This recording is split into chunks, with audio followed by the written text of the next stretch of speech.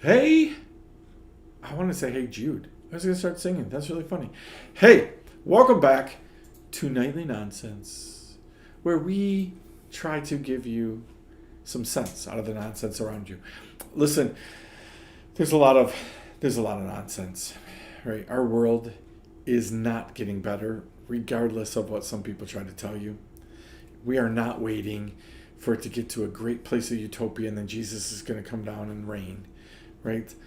Our world is getting worse and worse and worse and worse. Why? Because sin takes a toll. It has an effect on things, right? Eventually, you get tired out. It's funny. One of my cousins, when he got married,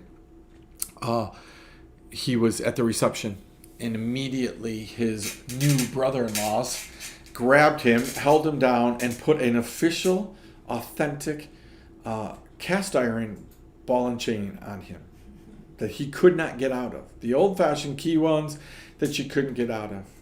At first, there's no problem. But do you know what it's like trying to drag around a cast iron ball and chain after a while? It saps the life out of you. And you know what happens when people get the life sapped out of them? It also saps the niceness, the energy. You get irritated, angry, and frustrated. And he kept asking, okay, enough. Can we please take it off? But conveniently, the person who had the key was no longer at the reception. Right? So they couldn't take it off of him, right, for a very long time. And it wears on you and it wears on you. You know, this is the effect of sin. This is the effect of our world on us. It just wears on you. You wake up one day, all right, this happens all the time with new Christians, right? They get excited. They go to bed the night after their magical prayer moment, right? They go to bed. They wake up the next morning, yes! Only it's just a tiny little less yes than it was the night before. And they go through the day and the enemy picks and he picks and the enemy goes like, oh, are you really changed? Are you really changed? Are you really changed? And he just picks and he picks and he picks. And we get to bed that night and now I'm 80% of the yes that I was last night. And then the next day and it goes over and over and over and over. And if we're not careful, we fall into the trap of I'm gonna just wait and I'm gonna go get recharged every Sunday for an hour. Only here's the problem with that. The enemy knows that. So at best, he stops you from going to the church service. You get sick, you don't feel well, you're tired out, you went out on Saturday night, right? And by Saturday night, you're at like 10%, 5%. Last thing you're worried about on that Saturday night is being a Christian and being different and fighting that battle. So he's fought with you, and you're doing all kinds of things that you probably shouldn't be doing, right? And you get up on Sunday morning and boom, you can't get to church. Your tire's flat. Something's gone wrong. You can't get there. Right? And even if you get there, then you know what happens? You get out of your car and immediately somebody opens their door and slams into your car. Or you know what? You realize you wore two different color socks or shoes. Or you wear, worst shot, you're a female and you got your dress on and you look great and you spent an hour on everything and it looks fantastic and you walk in and guess what the very first thing you see is? Somebody wearing the exact outfit that you have. Only they look better than you. Right? And somebody is just rude enough to point it out. Oh, I see you're wearing the same thing as Sister Sue. Great. Right? Like, that stuff happens. You spill coffee all over you. Your kids run around and get... So by the time you get into the sanctuary, you're at like 1%. You just fall back into the pew and you're all ready to hear. And then you realize, wait, they're not singing any songs I like. These songs aren't doing anything for me. And boom, you're at 0. Then instead of getting anything out of the pastor's sermon, you start tearing apart what he's wearing. You start talking about what he's saying and all these things. And you left. And you're not at 100%. You're at 0. Like that happens all the time. Right? So God says, I want you to remember daily. I want you to be on this daily, right? So you need to be at 100% to fight the enemy. Now, let me give you the good news. Sometimes that's 50% of you and 50% of someone else lifting you up.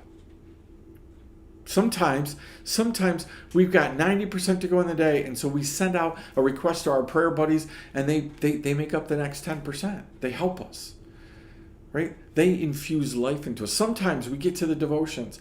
So yesterday I was doing this little Bible study, and I was looking for a map, and I was looking for what are these countries. Today, it's really funny. I opened my Bible, literally opened it up, boom, there's the map that I needed yesterday.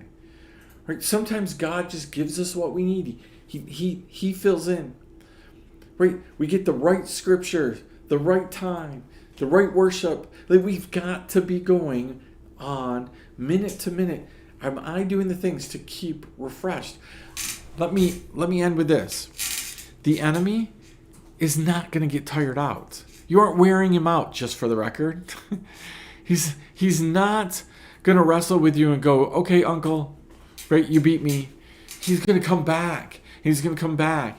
He's going to come back. And guess what? He knows that you fought the battle well today and you might have won. But there's tomorrow or there's tonight while you're in bed. And guess what? He's going to bring the same battle.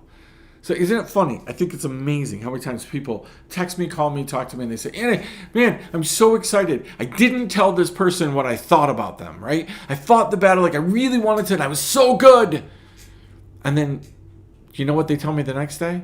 About 5 minutes after that, my mom called me, somebody texted me, and guess what?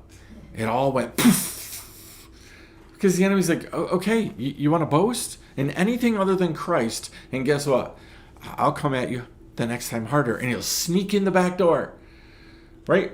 We fight hard all day at work. We get home, we take it out on our spouse. We take it out on our kids. We take it out on our friends. Right? Again, you need to be at 100%. The good news is 1% you, 99% Jesus, and you're good. Jesus is always bringing 100% to the fight. He's always going to do it. So we key into him. It's funny because I'm going to steal this, and I hope that this person does something with this whole thing, because we were having this talk this morning, and we were talking about fentanyl, right? And we were talking about what they're doing now to get people, overdosing on fentanyl. It was mind-boggling to me because I just don't think this way, right? But one of the gentlemen was saying, that they're walking into bathrooms and they're wiping off their needles on toilet paper. Now, they're not taking that toilet paper off and putting it in the toilet, right? They're just putting it in the toilet paper and wiping it off. Guess what happens when you go to the bathroom, right? So I need you to understand, right, that these kind of things are happening. The enemy's doing this stuff all over the place. But another person said, it doesn't seem so silly for me to say you need to pray about everything, does it? Imagine if you were walking to the bathroom in a convenience store, you were going to use the bathroom, and God said, do not do that. And imagine if you actually listened. But imagine if you didn't listen, and the next thing you know, you wake up, if you do wake up, in the hospital. Right? Imagine if the next thing is you're standing in front of Jesus, and Jesus says, I tried to tell you, I warned you. I warned you not to go in the bathroom, but you didn't think you needed to pray about everything. You didn't need to ask God about everything. Hey, those conversations, believe it or not, happen every day with Jesus and somebody. I warned you not to take this road. I warned you not to be in this place. I asked you to stay home today. I told you not to eat another bite of this. I told you this, or whatever it was, but you didn't respond. Or worse yet, what if you never even asked? What if you just hop in your car, you take off, and the next minute you're standing in front of Jesus, and he looks at you and says, why didn't you ask? Why didn't you ask me if you could go? If you should go? If I wanted you to go? We need to be plugged in to Jesus. The enemy's never, ever, ever, ever, ever, ever, ever going to give up. We are human. We're going to wear out. But Jesus makes up all that we need. When we have nothing to give, he's all that we need. When we have lots to give, he's all that we need.